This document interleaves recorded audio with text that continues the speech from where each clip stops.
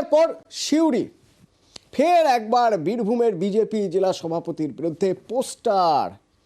দুর্নীতি হয়েছে এই পোস্টারে রয়েছে, দেখুন সেই ছবি দেখাবো আপনাদের, পোস্টারের ছবি। এমনকি শুধু যে দেওয়ালে পোস্টার, জেলার যে অফিস রয়েছে, পার্টি অফিস আছে, পার্টি অফিসে পোস্টার তা নয়, একেবারে ধ্রুবসার গাড়িতেও পোস্টার। গতকাল আমরা সাঁইথিয়ায় যে ছবি দেখেছিলাম, আজ সিউড়িতেও বিভিন্ন জায়গায় এই পোস্টার, বাস স্ট্যান্ডে পোস্টার, দুর্নীতির অভিযোগ রয়েছে সেই পোস্টারে। আমার সঙ্গে আমার প্রতিনিধি সুপ্রতিম রয়েছেন।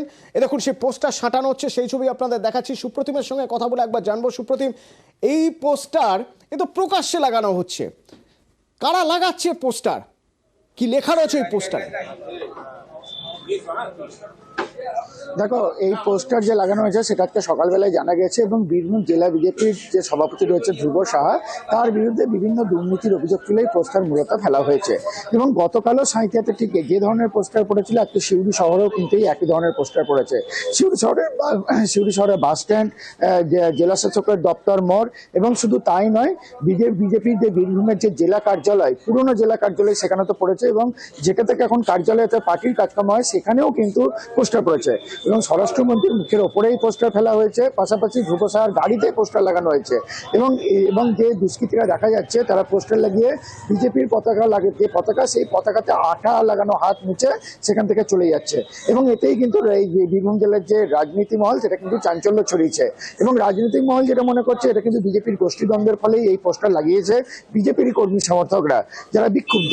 তবে বীরভূম জেলা বিজেপি সভাপতি ধ্রুব সাহা তিনি কিন্তু বলেছেন যে এর সঙ্গে তৃণমূল আশ্রিত দুষ্কৃতীদের যোগ রয়েছে, তারা এই পোস্টার লাগিয়েছে। যদিও তৃণমূল কিন্তু এই অভিযোগ অস্বীকার করে বলেছে এটা বিজেপির গোষ্ঠীদ্বন্দ্বেরই ফলাফল।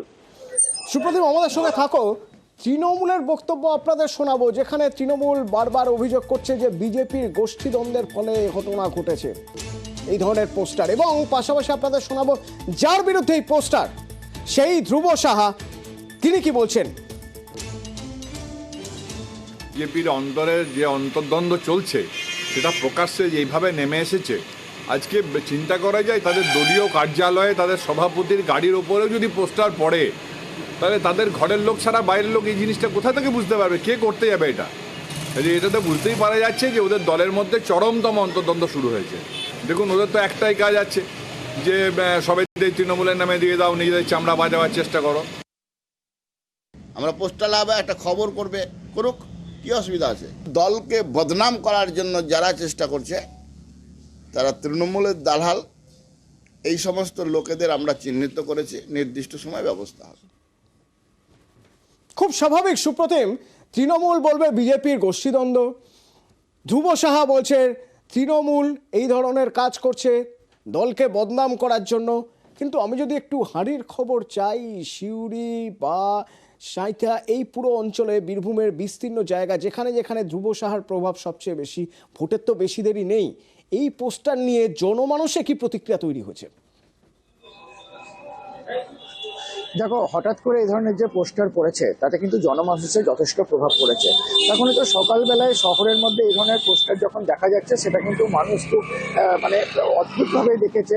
এবং যেহেতু মানুষ গতকালও বিভিন্ন টিভি বা মিডিয়াতে বলো, সেখানে তারা দেখতে পেয়েছে যে সাঁইথিয়াতে বিজেপি জেলা বিজেপি সভাপতি ধ্রুব সাহের বিরুদ্ধে পোস্টার পড়েছিল, তারপর আজকে শহর সিউড়িতে।